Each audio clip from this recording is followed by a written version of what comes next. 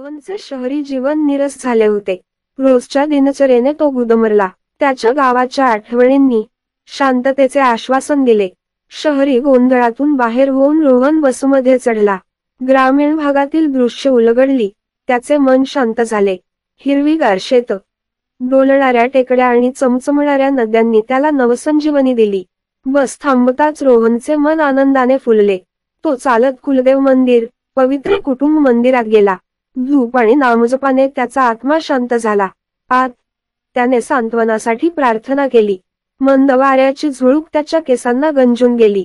रोहन निसर्गाच्या निर्मळतेला शरण गेला. वाऱ्याच्या सुराने त्याची झोप उडवली.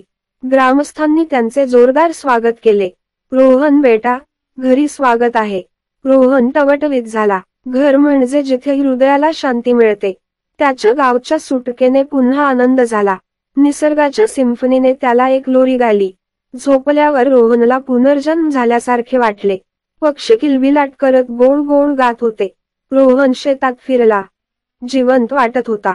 गावातील साधेपणाने त्यांना मंत्रमुग्ध केले. जीवनाचे सौंदर्य साधेपणात आहे, हे रोहनच्या लक्षात आले. त्यांच्या गावच्या माघारीच्या आठवणींनी त्यांना कायम ठेवले. पुढच्या वेळेपर्यंत गावाची शांतता त्याच्यासोबत राहिली.